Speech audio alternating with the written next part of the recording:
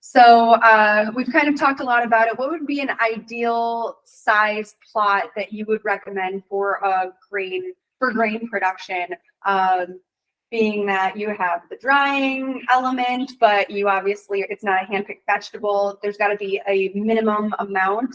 We also have somebody in the audience from Kifcure Financial Insurance Division. So crop insurance might play a role in all of this. I'll let you guys kind of run with that, but size plots that would be appropriate for hemp grain production, and then maybe elements that might, because we talked about the soil, you know, I'll let you guys kind of run with that.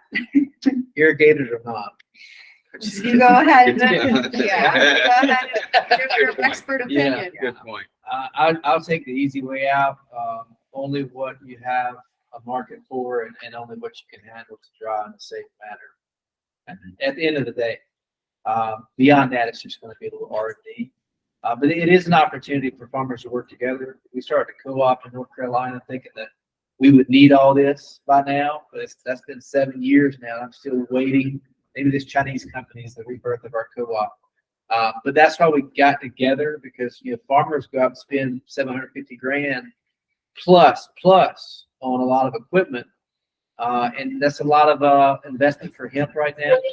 But if a farmer is used to spending that on his own because it makes sense monetarily per acre, then it could be that it's an opportunity for some of these farmers that kind of work together to look at some key equipment or even key infrastructure.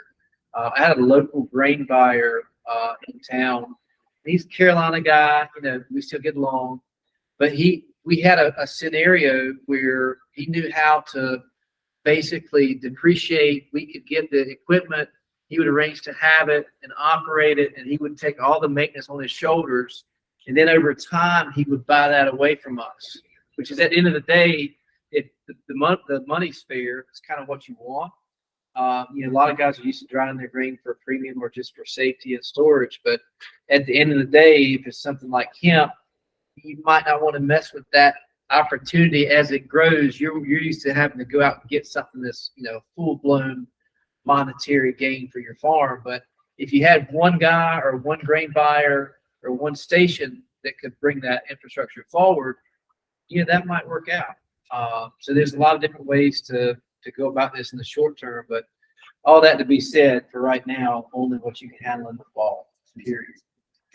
So, Jarett, we haven't really talked too much about the aggregation center and then the pan exchange, kind of how those two might lend to future initiatives in grain. Could you maybe touch on what the infrastructure that you're building out for the aggregation center, and then how you might work with collaborative groups in the area for sales products?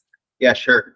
So Kifcure has a property just north of us here. We just acquired a couple months ago, and we aim to be the Northern Illinois hemp aggregation center, whether that's fiber or grain, and ultimately try to bring in, the biggest objection I get when I'm out on the road meeting with farmers, in meetings just like this, is, well, that's all great, but I don't have 50,000 square feet to store my hemp. I need to get it out of the field right away, and it's got to go somewhere.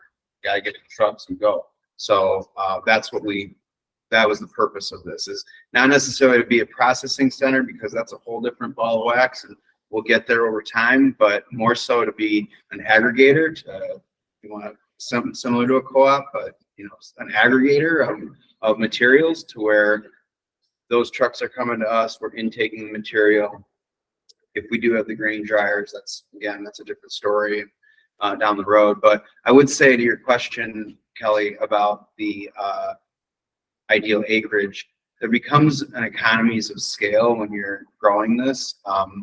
As Bert alluded to, there's R&D, which we had plenty of farmers this year do R&D, smaller crops, just to really get their hands around the plant, the fiber in particular itself.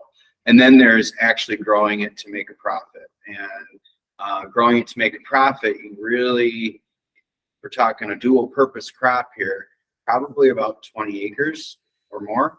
And that 20 acres also is the minimum if I'm not mistaken, for your ability to get crop insurance. So I would say 20 might be the minimum for economics. They answered it. Got nothing to add. All right. Every region's different. I mean, we were talking to some guys in South Dakota and they said, yeah, we'll probably try half a circle. I said, well, how much is half a circle? He said, 320 acres. Yeah. And it, Don't grow more than you got a contract. Yeah. That's all. but they- Unless you're different. okay with R&D in the end. Yeah. Right.